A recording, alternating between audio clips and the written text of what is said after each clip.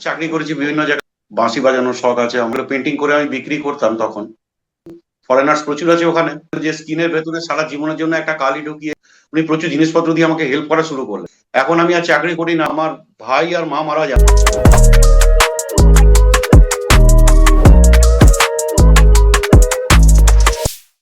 তো হ্যাঁ, শুরু। আমাদের মাঝে রয়েছেন দুর্গাপুর থেকে বিশিষ্ট ট্যাটু আর্টিস্ট, দা রেড ইন্ডিয়ান ট্যাটুর কর্ণধার মিস্টার শঙ্কর ব্যানার্জি স্যার।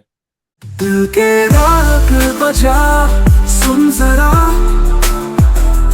तेरे बिना सुना ये जहां। दिल के राग बजा, सुन जरा, तेरे बिना सुना ये जहां। তো কেমন আছেন স্যার? ভালো আছি। তুমি কেমন আছো? ভালো তো? ভালো আছি। তো হ্যাঁ। আমি তো আমার মতো করে ইন্ট্রোটা দিলাম, যদি দর্শক বন্ধু যদি মানে দর্শক বন্ধুদের কাছে আপনি নিজে থেকে একটা নিজের ইন্ট্রো দেন তো কি বলবেন, মানে কিভাবে দেবেন? ইন্ট্রোডাকশন বলতে দেখুন, যেমন একটা জেনারেল মানুষের যেমন থাকে তেমনি হুম। পড়াশোনা করার পরে আমি মেনলি হসপিটালিটি ইন্ডাস্ট্রিতে ছিলাম। ঠিক আছে। আচ্ছা। থাকার পর চাকরি করেছি বিভিন্ন জায়গায়, ভারতে বিভিন্ন জায়গায় চাকরি করার পরে আমি আমার জায়গায় চলে আসি। এখানে একটি জার্মান কোম্পানি ছিল। হুম। ঠিক আছে। তো ডটসেল বলে সেখানে কাজ করতাম। এবারে তারপরে তারা এখান থেকে গুটি পাটি চলে যাওয়ার পরে আমি একটা ইনস্টিটিউটে জয়েন করি। বাই দ্য ওয়ে, তখনই কাজ করতে করতে আমি এই ইনস্টিটিউটে এক্সট্রা ক্লাস নিতাম। তো এবারে সেই ইনস্টিটিউটে আমি প্রায় 22 বছর থাকি, 20 থেকে 22 বছর। আচ্ছা। পুরোপুরি 22 বছর বলা যাবে না, 20 থেকে 22 বছরের মধ্যে ছিলাম ওখানে। আমার জেনারেলি পেন্টিং এর শখ আছে প্রচুর। পেন্টিং, তারপরে বিভিন্ন ধরনের শখ আছে, শুধু পেন্টিং বলবো না। বাঁশি বাজানোর শখ আছে আমার। ঠিক আছে। তারপরে স্কাল্পচারের শখ আছে, হুম। স্কেচ করা, পেন্টিং করা, এগুলো পেন্টিং করে আমি বিক্রি করতাম তখন। তো আমি ওই সারাদিনের কাজের পরে 6টার পরে আমার ট্যাটুর প্রচন্ড শখ ছিল। এটা আমার অনেক কম বয়স থেকে, আমি গেছিলাম গোয়া বেড়াতে এক সময়, তখন আমি ক্লাস 8-এ পড়ি। আচ্ছা। তো ওই সময় আমি কিছু কিছু তখনকার দিনের আর কি কিছু কিছু আমি ওই ট্যাটু দেখতে পাই। ফরেনার্স প্রচুর আছে ওখানে। হুম। তো এটা আমার খুব আশ্চর্য লেগেছিল যে স্কিনের ভেতরে সারা জীবনের জন্য একটা কালি ঢুকিয়ে এরকম অদ্ভুত সুন্দর ছবি কি করে আঁকা যায়।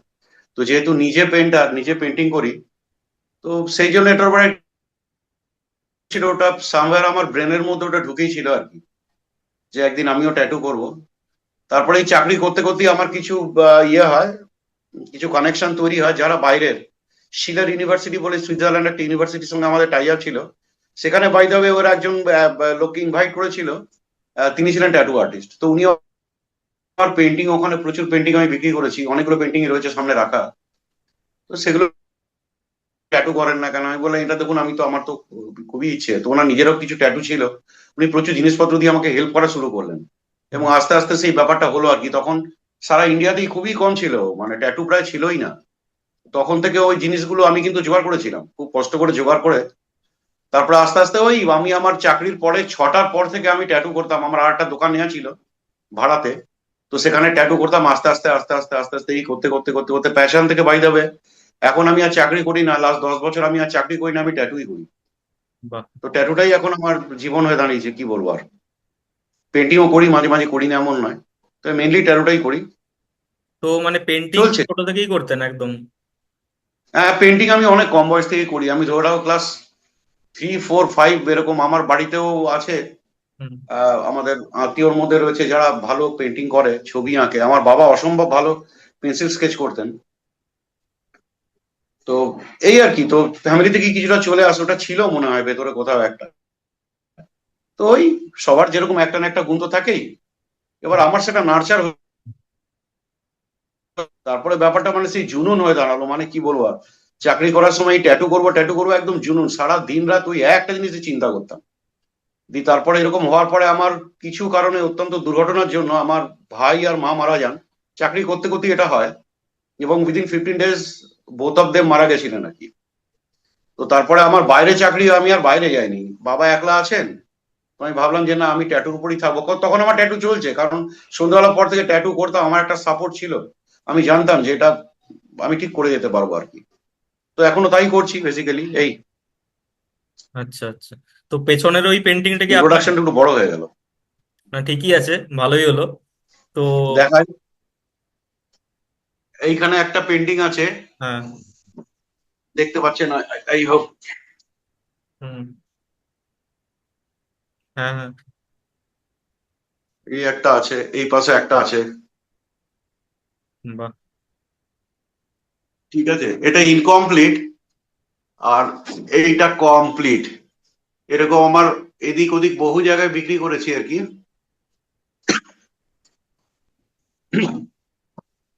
আচ্ছা, এখন বর্তমানে আপনি পেন্টিংটাকে বেশি টাইম দেন না ট্যাটুটাকে বেশি টাইম দেন?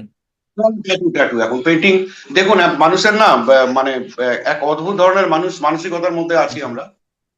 ব্যাপারটা হচ্ছে যে পেন্টিং গুলো, এক একটা পেন্টিং এর দাম হয়তো 10,000, 12,000, 20,000, ইভেন 5,000, 3,000, এরকম ছোটখাটো পেন্টিং বা কিছু। সেগুলো মানুষকে না, আপনি যত ভালো করে কাজ করুন না কেন, সেগুলো না বিক্রি করা একটু মুশকিল হয়ে যায়। বাট আলটিমেটলি ট্যাটুর জন্য কিন্তু লোকে প্রচুর খরচা করতে রাজি আছে। এক অদ্ভুত, মানে এটা একটা ব্যাপার। আমি না এটার মধ্যে কোনো মানে যৌক্তিকতা খুঁজে পাই না, ভাই দেবে। ঠিক আছে, আমার নিজের গায়ে খুব একটা ট্যাটু ফ্যাটু নেই, কিন্তু আমার ট্যাটু করতে ভালো লাগে অ্যাকচুয়ালি।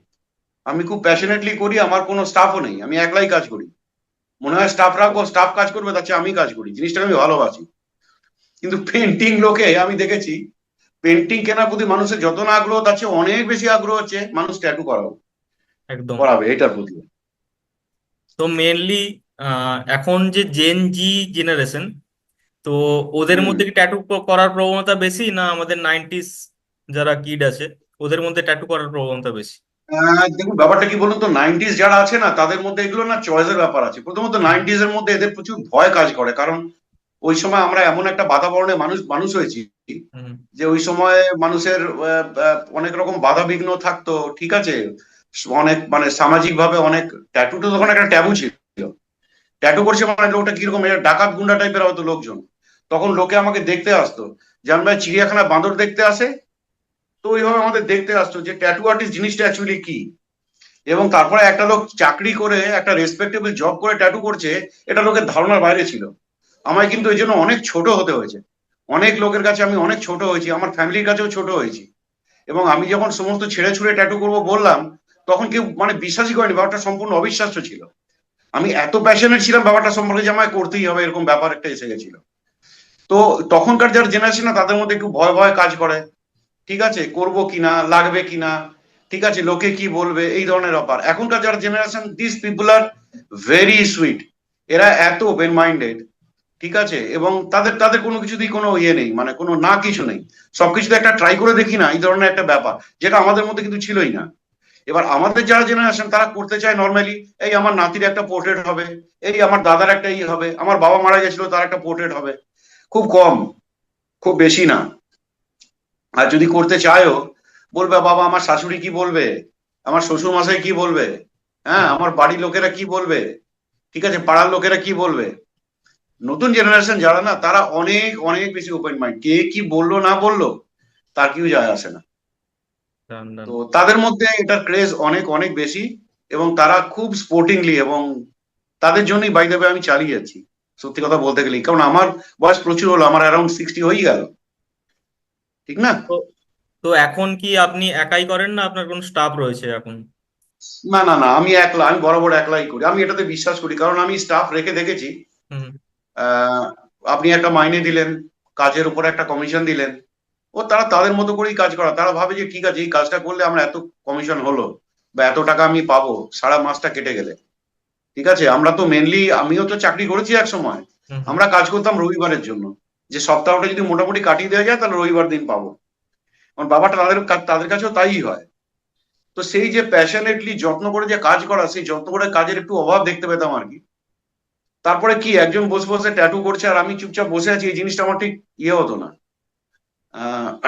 বাই দ্য ওয়ে, নিজের শখগুলোকে এইখানে দোকানে বসে একলা একলা ওগুলো ঘষা মাজা করা হয়। ঠিক আছে, আরেকজন থাকলে সেটা হয়তো একটু প্রাইভেসিতে হ্যাম্পার হয়। তো আমি একলা খুব ভালো আছি বেসিক্যালি আর কি, আই এম ভেরি হ্যাপি। এটা একটা ডান। ফ্যাক্টর। খুব ভালো লাগলো তো। মেনলি যেমন বললেন আপনি জব করতেন, তো ছোট থেকে কি হ্যাঁ, জবের প্রতি কোনো মানে অ্যাট্রাকশন ছিল, না বিজনেস মাইন্ডসেটই ছিল কি ভবিষ্যতে আমাকে নিজের কিছু করতে হবে, না জব আপনি কোনো একটা দেখুন, আমার না পরিস্থিতি? আমার ছোট থেকেই না আমার বিজনেসের প্রতি প্রচন্ড ইন্টারেস্ট। এটা আপনি এবার হুম ব্যাপারটা কি লোকের মনে অনেক রকম, স্পেশালি বাঙালির মধ্যে আমি দেখতে পেয়েছি এই জিনিসটা, হুম যে আমি যখন মানে বিজনেস করব মানে আমার বিশাল একটা বিজনেস হবে, বিরাট একটা শোরুম হবে, তাতে প্রচুর জিনিসপত্র রাখা থাকবে, ঠিক আছে, আমি গোটা গায়ে সোনার গয়না পরে, ঘড়ি পরে, ভালো চশমা পরে, পরে আমি ওখানে সামলাবো, এইভাবে কিন্তু বিজনেস আমি কোনোদিন চিন্তা করিনি। আমার বিজনেস জিনিসটারই প্রতি একটা ইন্টারেস্ট আছে। আমি কিন্তু বহু বছর কাপড়ের বিজনেস করেছি, এবং আমি কিন্তু আমার কাজের পরে আমি সেই কাপড় নিয়ে বেরোতাম এবং আমি নিজেগুলোকে বিক্রি করতাম। আমার প্রচুর তখন লোক ছিল, আমার স্কুটারের পেছনে জিনিস নিয়ে বা গাড়িতে জিনিস নিয়ে আমি তখন বেরোতাম, অ্যাজ ওয়েল অ্যাজ আমার ঘরের যে নিচের তলাটা সেটাও কিন্তু একটা শোরুম ছিল, ঠিক আছে, সেখানে আমার স্টাফ ছিল, তারা কাজ করতো। মানে এটা আমার কখন, মাও আমার সঙ্গে ইনভলভ ছিলেন। এটা কখন তো মানে? আমার আমার বিজনেসের প্রতি বরাবরই আমি ইন্টারেস্টেড আর কি। তো ওটা বন্ধ করে দিতে হয়েছে, তারপর আমি ট্যাটু নিয়েই তো আছি এখন। যে কোনো বিজনেস বলো না কেন, আমার খুব ইন্টারেস্ট লাগে এটাতে। যারা কোনো ছোটখাটো অল্প পয়সা দিয়ে কোনো বিজনেস শুরু করে, নিজের চেষ্টা করে ওটাকে দাঁড় করা, আমার এত ভালো লাগে কি বলবো এটাকে। ডান ডান। ঠিক তো আছে, তো মানে এটার প্রতি আমার একটা নর্মাল ইন্টারেস্ট আছে বলতে পারো। চাকরির প্রতি আমার যে বিরাট ইন্টারেস্ট আছে তা নয়। তো মানে এই যে আপনি বলেন কাপড়ের বিজনেস মানে করতেন আগে, তো ওটা কখন মানে পড়ার স্টাডি করতে করতে না জবের সাথে সাথে? না না, স্টাডি করতে করতে না, আমি যখন জব করা শুরু করি প্রায় কিছুদিন পর থেকেই আমি এই জিনিসটার প্রতি আমি আমার ইন্টারেস্ট ছিল, কাপড়ের বিজনেসের প্রতি আমার সাংঘাতিক আমার ইন্টারেস্ট। বাই দ্য ওয়ে, ওটা এখন আমার ওয়াইফ করে, ঠিক হুম আছে, কাপড় ঠিক ও করে না, ও গয়না, তারপরে এই জেনুইন লেদারের আপনার এই ব্যাগ ফ্যাগ এগুলো সমস্ত করছে, ঠিক আছে। তো আমার খুব ইচ্ছে আছে যে আর একটুখানি, একটু যদি বয়স হয়ে আর হয়তো 2-3 বছর পরে আবার কাপড়ের বিজনেসটা নতুন করে শুরু করবো একসঙ্গে, আমি আর ওয়াইফ দুজনেই একসঙ্গে মিলে করব।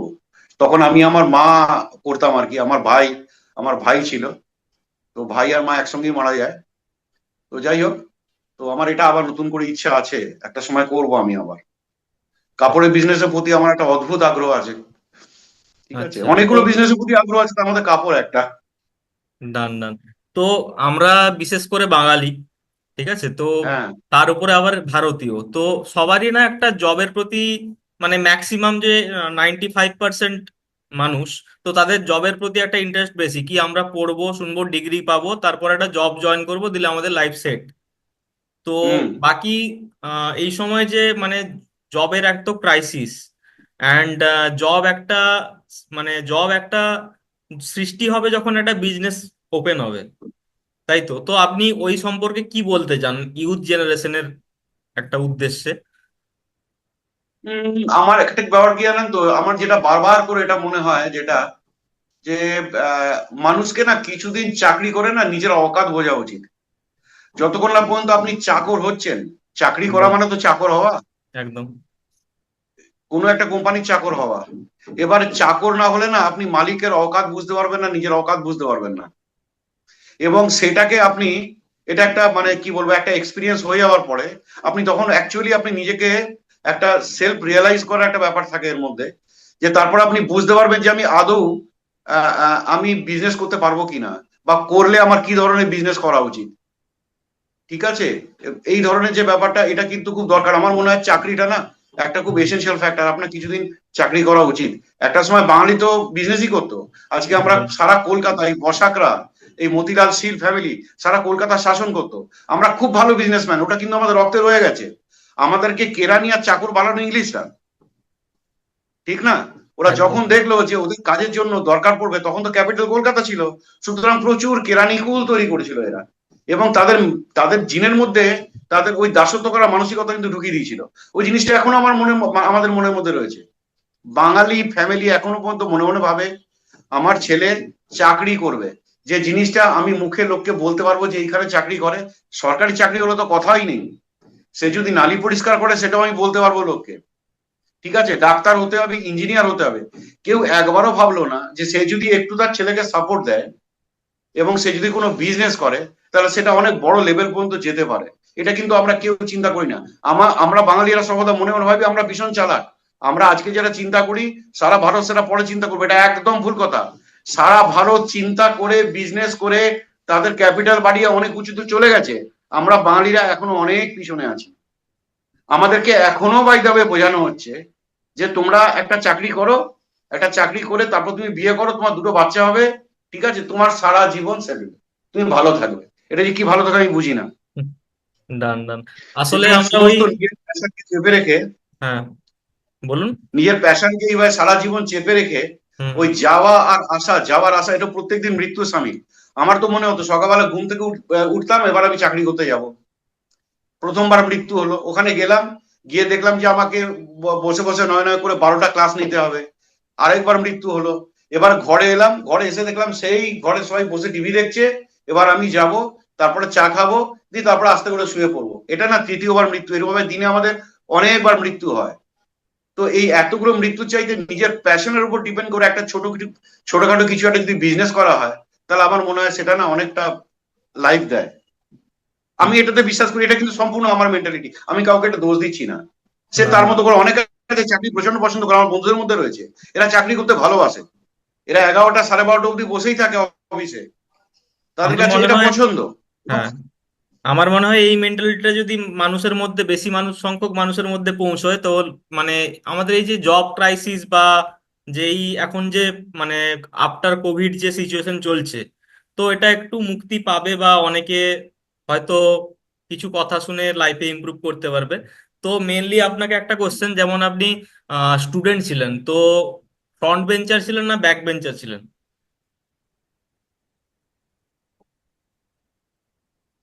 আমি না মিডিয়াম বেঞ্চার ছিলাম। আচ্ছা। আপনি বলতে পারেন মিডিয়াম আর ব্যাক বেঞ্চারের মধ্যে যদি কোনো বেঞ্চ থাকে, সেই বেঞ্চে আমি বসতাম আর কি। হুম আমি কোনোদিনই পড়াশোনায় খুব যে ভালো ছিলাম তা নয়, খুব খারাপও ছিলাম তাও নয়। হুম। আমার খেলাধুলার প্রতি খুব আগ্রহ ছিল, আর এই পেন্টিং করা, হাতের কাজ কিছু করা, এগুলোর প্রতি আমার বরাবরের একটা আগ্রহ ছিল। ঠিক আছে, এগুলো নিয়ে আমি হয়তো বেশি চিন্তা করতাম পড়াশোনার চাইতে। খুব একটা যে মানে শান্তশিষ্ট ছিলাম তাও নয়, আমি একটু দুষ্টু প্রকৃতিরই ছিলাম। এখন ভাবলে সেগুলো খুব খারাপ লাগে, বাবা মাকে অনেক কষ্ট দিয়েছি। ঠিক আছে, তো কখনো যেটা এরকম নর্মালি হয়েছে? হয়ে থাকে একটা ছেলের মধ্যে হয়ে থাকে, সেরকমই ছিল। ডান ডান। যেমন স্কুল থেকে আমরা অনেকেই পলায়ন করে ঘুরতে ঘুরতে যেতাম, এরকম করেছেন কোন? উম ঘুরতে টুরতে যেতাম মানে এই আমচুরি জামচুরি ব্যাপারটা খুব করেছি, বুঝলেন।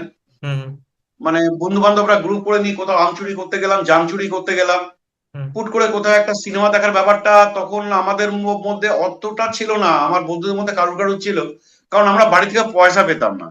আমি যখন কলেজে পড়তাম, আমার তখনও মনে আছে রানীগঞ্জে আমি কলেজে পড়তাম, তো তখনও মনে আছে আমি কিন্তু সারাদিনে হাত খরচের জন্য মাত্র 2 টাকা পেতাম, একদিনে 2 টাকা, ওটি বরাদ্দ ছিল।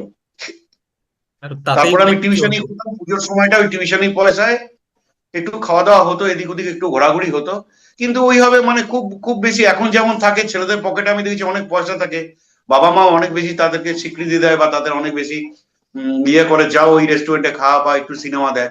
এখন তো এরা সব সিনেমাই দেখে, আমাদের সময় একটা কল্পনার বাইরে ছিল, হুম, আমরা এত পেতাম না, আমরা পাইনি কোনোদিন, আমাদের জোগাড় করতে হয়েছে একটা সিনেমা দেখার জন্য যে পয়সাটা, সেটা আমাদের জোগাড় করতে হয়েছে টিউশন করে।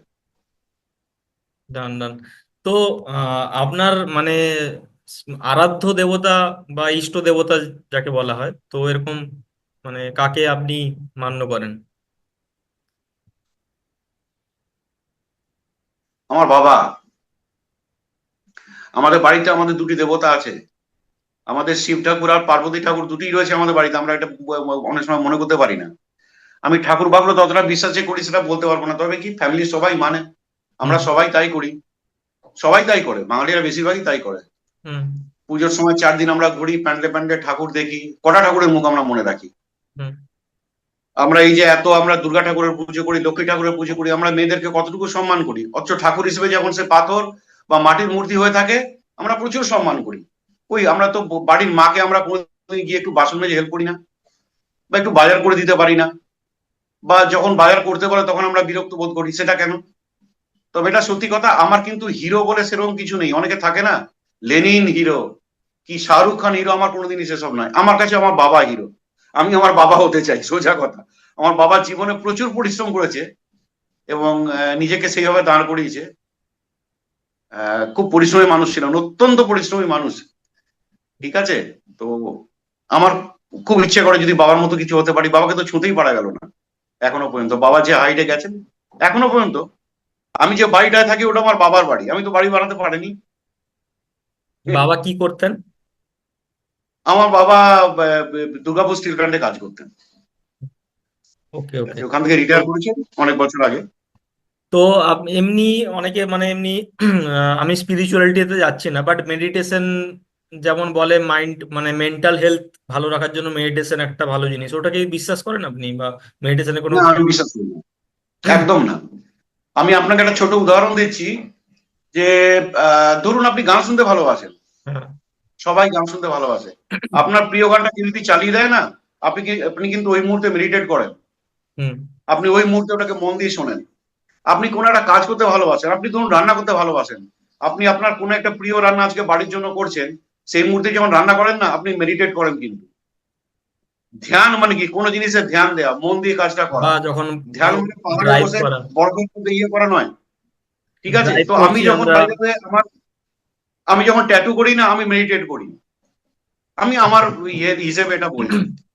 প্রত্যেকটি মানুষেরই এটা থাকে, কিন্তু একদম, প্রত্যেকটি একদম। মানুষই মেডিটেট করে, কিন্তু তারা ঠিক খুঁজে পায় না যে মেডিটেট কোনটা করা উচিত। কিন্তু তারা মেডিটেট করছে, তারা তার প্রিয় কাজটা করছে, তখন সেটা খুব মন দিয়ে করছে, আরে ওটাই মেডিটেশন। একদম। ফলপ্রসূ হয়। আপনি পডকাস্ট করছেন, ফ্যান্টাস্টিক আইডিয়া, আমার ভীষণ ভালো লাগছে এটা যে আপনি একটা এরকম একটা উদ্যোগ নিয়েছেন। এবং একটা সময় হয়তো আমি আপনাকে অনেক বড় জায়গাতে দেখতে পাবো। এই যে এটা করছেন না, এটা কিন্তু মেডিটেশন। আপনার এটা করতে এত ভালো লাগছে, এবং সারাদিন এটা নিয়ে আপনি চিন্তা করছেন, আর এটাই তো মেডিটেশন। একদম, একদম।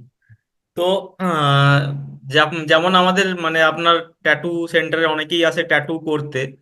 তো এমন অনেক, যেমন আমাদের এক মানে ইউথ দর্শক বন্ধুরা অনেকেরই মনে এই কোশ্চেনটা থাকবে, তাই আমি আস করছি। তো অনেক ধরুন ফিমেলরাও আসছে, তো ওই সময় মানে ওদের এমন কোনো জায়গায় ট্যাটু যাতে মানে আমরা টিপিক্যাল বাঙালি মোডে যাকে আমরা একটু দেখতে একটু মানে স্বাচ্ছন্দ্য বোধ করি না, তেমন কোনো এক্সপিরিয়েন্স আছে মানে কোনো? দেখুন, একটা ব্যাপার কি জানেন তো, যখন একটা ছেলে যখন সে বলছে যে ভাই আমি থাইয়ে ট্যাটু করাবো, আমি হুম। ফুটবল খেলি, আমি তাকে থাইয়ে ট্যাটু করে দিলাম। একটা মেয়ে যখন বললো যে কাকু আমি না একটা থাইয়ে ট্যাটু করাবো, আমরা এরকম ভাববো কেন বলুন তো? এটা না সম্পূর্ণ না, বলে না যে একটা ব্রেনের ব্যাপার এটা। হুম। হুম। যে হ্যাঁ, এখন ব্যাপারটা হচ্ছে সে তার অত্যন্ত গোপন কোনো জায়গা হয়তো, হুম। ঠিক আছে, সে করতে চাইলো, তখন আমরা মানা করে দিই যে না ওখানে করবো না। ঠিক আছে, তো সেটা সেটা হচ্ছে আমার ব্যাপার যে আমি ওখানে করবো না, এটা আমার কিছুটা ইয়েতে মানে বাধে আর কি, আমার ইয়েতে বাধে যে না আমি করবো না। ঠিক আছে, কিন্তু সে হাতে করাচ্ছে কি, সে থাইয়ে করাচ্ছে, ঠিক আছে, তো হুম। সেখানে করতেই পারে না। আমি নর্মাল জায়গাতেই নর্মালি করি আর কি। তো অনেক ক্ষেত্রে কিছু অদ্ভুত মানে আসে কিছু, আহ, খুবই কম সেটা, কত বলবো, খুব কম সেটা, খুব কম। এবার তারা হয়তো বললো যে আমি করাবো, ঠিক আছে, ট্যাটু করাবো। তো এটা বোধহয় প্রত্যেকটা ট্যাটু আর্টিস্টের ক্ষেত্রে হয়, to each and every tattoo artist. আমি সেটা পরিষ্কার করে দিই না, আমি করবো না। হাতে পায়ে কোথাও যদি করানো হয় করুন। তবে কি ব্যাপারটা কি, মেয়েদের ক্ষেত্রে কিন্তু এই টেন্ডেন্সি একেবারেই নেই, প্রায় নেই বলা চলে। এরা সাধারণত ছোট ট্যাটু করে, খুব রুচিকর ট্যাটু করে, খুব ভালো ট্যাটু করে এরা। ঠিক আছে, এবং কোন একটা হাতে হাতে বা নর্মালি কাঁধে, পিঠে, এইরকম জায়গাতে হয়তো তারা করাতে চায়, তার বেশি কিছু কোনোদিন আমি মনে হয় না এখন। তো অনেক সেলুন ওনারদের এমন এক্সপিরিয়েন্স থাকবে, যেমন ধরুন কোনো বাচ্চা চুল কাটতে গেছে নিজে একা হুম। বা তার বাবার সাথেও গেছে, সে একরকম ভাবে চুল কেটে বাড়ি এসছে, তারপরে তার মায়ের সাথে আবার গেছে, ওই তখন সেলুনকে দিয়ে আবার ডবল বার কোনো রকম হয়তো তাকে ছোট করাচ্ছে বা মানে এরকম অনেক এক্সপিরিয়েন্স থাকে। তো আপনার কাছে এরকম থাকে কোনো বাচ্চা এসে নিজের মতো ট্যাটু করালো, তার বাপ পরিবার এসে আপনাকে বলছে ট্যাটু আপনি রিমুভ করুন বা যাই হোক? আহ না, দেখুন, এটা তো অ্যাকচুয়ালি আমাদের রেজিস্টার্ড শপ, হুম। আর আমার আইএসও ইয়ে করা আছে। তো এখন ব্যাপারটা হচ্ছে যে এইরকম ধরনের যখন দেখি খুব কম বয়সী কেউ করাতে এসছে, বা আমার যখনই একটু সন্দেহ হয় আর কি যে এইভাবে করাতে এসছে, আমরা কি করি, আমরা তখন আমরা একটা সার্টিফিকেটের মতো চেয়ে নিই যে তুমি বাবা মার কাছ থেকে তুমি লিখে নিয়ে এসো, বা তাকে ফোন করতে বলো, বা তুমি বাবা মাকে সঙ্গে নিয়ে এসো। কালকে একটি ছেলে বাই দেবে করাতে এসেছিল, একটু আন্ডার এজ ছিল আর কি। তো আমি ওকে বলেছিলাম যে তুমি তোমার প্যারেন্টস এর সঙ্গে এসো। তো প্যারেন্টস এর সঙ্গে আসার পরে কথা বলা হলো, সমস্ত কথা তো বলে বুঝতে পারলাম মাকে সঙ্গে করে নিয়ে এসছে। তো মা বললো না না ঠিক আছে, ও খুব বায়না করছে, আমি সঙ্গে আছি, কোনো চিন্তা নেই। তো আমার মনে হয় এই জিনিসটা খুব মেনটেন করা উচিত। বেসিক্যালি যে কোনো একটা জায়গায় দুম করে করে নেওয়ার পর করে নেওয়ার চেয়ে, কারণ অনেক রকম ঝামেলার সম্মুখীন হতে হয় কিন্তু। একদম। আজকে আপনি একটা ট্যাটু এরকম জায়গায় করে নিলেন, তারপর ঢুকলেন একটা মেডিকেল রিপ্রেজেন্টেটিভ হিসেবে, তো সেক্ষেত্রে না আপনার সেলসে কিন্তু এই ধরনের জিনিসগুলো খুব কি বলবো আপনাকে, এটা খুব লাউড দেখায়, ঠিক আছে? একদম একদম। তো সেক্ষেত্রে প্রবলেম হতে পারে। অনেকে যেমন তার গার্লফ্রেন্ড বা বয়ফ্রেন্ডের নাম করায়, হুম হুম। দুদিন পরে গার্লফ্রেন্ড বয়ফ্রেন্ড তার হয়তো রইলো না, তারপর সেটাকে ঢেকে দিতে চায়। তো আমি এগুলোকে মানা করি। কোম্পানির লোগো করায়, অনেকে করাতে চায়, মানা করি যে আজকে তুমি এই কোম্পানিতে আছো, এরপরে হয়তো এই কোম্পানিতে থাকবে না, তখন তুমি কি করবে? তো এগুলো যেগুলো আছে, তারপরে ছোট বয়স কম হলে বা একটু অড জায়গা হলে বাবা মাকে আমরা ডেকে নিই, এগুলো আছে, আমরা আমাদের মতন করে মেনটেন করি এগুলো। ওকে ওকে। তো আর বেশি টাইম নেব না তো। একটা, যেমন আমাদের অনেক ইউথ দর্শক বন্ধু দেখছেন, অনেকের হয়তো স্বপ্ন বড় হয়ে ট্যাটু আর্টিস্ট হবেন বা নিজের কিছু ট্যাটু দিয়ে কিছু করার। তো কিভাবে কি হবে, কিভাবে আপনি ওনাদের গাইড করবেন, মানে কিভাবে ওরা ট্যাটু আর্টিস্ট দেখুন, হতে দেয়ার পারে? আর টু ওয়েজ। একটা হচ্ছে যে ম্যাক্সিমাম ক্ষেত্রে আমার যেটা হয় সেটা বলি, সেটা হলে বেশি ইয়ে হয়। তারা কি করে, তারা আমার নাম্বার তো দেওয়াই থাকে, আমার প্রত্যেকটা আমি যখন ছবি আপলোড করি আমার ইয়েতে। এবং আমি আহ, স্ক্রিনেও আপনার নাম্বারটা এখানে দিয়ে দেব, ঠিক আছে? এখানে যারা ভিডিও দেখবেন, তো আপনার এখানে স্ক্রিন হুম। নাম্বার দেখেন, স্যারের সাথে যোগাযোগ করতে পারেন যারা ট্যাটু শিখবেন বা ট্যাটু নিয়ে কেরিয়ার ভবিষ্যতে করার জন্য। হ্যাঁ স্যার, বলুন। কি বলছিলাম জানো? হ্যাঁ, এবারে আহ, কি যেন, কি প্রসঙ্গে কথাটা এলো বাই দ্য ওয়ে, আরেকবার ওই আমাকে ইয়াদ করিয়ে দাও। যেমন যারা ট্যাটু শিখবে বা ট্যাটু নিয়ে ভবিষ্যতে কেরিয়ার করবে। হ্যাঁ। হ্যাঁ, এবারে এটার জন্য বেস্ট উপায় হচ্ছে কি জানেন তো? আমার কাছে যেমন ধরুন, আমার প্রচুর জায়গা থেকে আসে, আমার কাছে পাটনা থেকে আসে, রাঁচি থেকে, অনেক দূর দূর থেকে আসে। কারণ হুম আমি আজকে 9 9 করে 22 24 বছর করছি। মালদা থেকে আসে, ঠিক আছে, এবার অনেক দূর দূর থেকে, কলকাতা থেকে আসা এখন কমে গেছে এখন। এদের মেনলি এরা কি করে, এরা না আমাকে হোয়াটসঅ্যাপে ছবি পাঠিয়ে দেয় যে আমি এই ট্যাটুটা করব, দেখুন তো কেমন কি প্রাইস পড়তে পারে। এবারে ট্যাটু করব বললেই তো হয় না। আমরা যখন ট্যাটু দেখি না, তখন কি হয়, আমরা মোটামুটি ইউটিউবে দেখি, ম্যাক্সিমাম ইউরোপিয়ানদের গায়ের উপর ট্যাটু দেখি। ইউরোপিয়ানদের যেটা স্কিন থাকে, পাতলা স্কিন হয় এবং ওরা প্রচন্ড ফর্সা হয়, ওদের কাছে ট্যাটুটা দেখতে ভালো লাগবে। সেটা আমার ব্রাউন স্কিনে দেখতে ভালো নাও লাগতে পারে। তো সেটা তাকে বোঝানো হয় ফার্স্ট, আপনার স্কিন কিরকম, আমাদের একটা ইয়ে থাকে, গ্রাফ থাকে, সেই গ্রাফটা পাঠিয়ে দিই যে কোন টোনে আপনার স্কিনটা আসছে, এবার সেই টোন ওটা ম্যাচ করবে কিনা। তখন বললাম যে হ্যাঁ ম্যাচ করবে। এবার আমরা বুঝতে পারি না যে কি সাইজে ট্যাটুটা হবে, কারণ উনি অনেক দূরে বসে আছে। তো তখন আমরা কি করি, বলি যে দেখুন যে আপনার তো সাইজটা তো কিছু বলা যাচ্ছে না, তবে মোটামুটি এরকম একটা সাইজে, আমি স্কোয়ার ইঞ্চিতে কাজ করি না, আমি মোটামুটি একটা হিসেব বলি যে এতক্ষণ কাজ করব তো এত টাকা লাগবে। তো তখন আমি বললাম যে দেখুন আপনার হয়তো 2000 থেকে 5000 টাকা পড়বে, একটা রেঞ্জ বলে দিই ওকে। মানে ইফ মানে ট্যাবুটার যদি সাইজ যদি ছোট হয়, বলছিলাম যেন।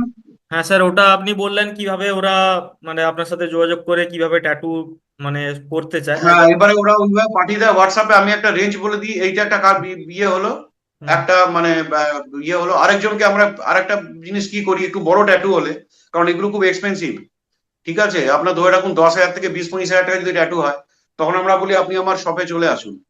শপে চলে আসার পরে আপনি পুরোটাকে ফিক্স করে নিয়ে ইয়ে করব।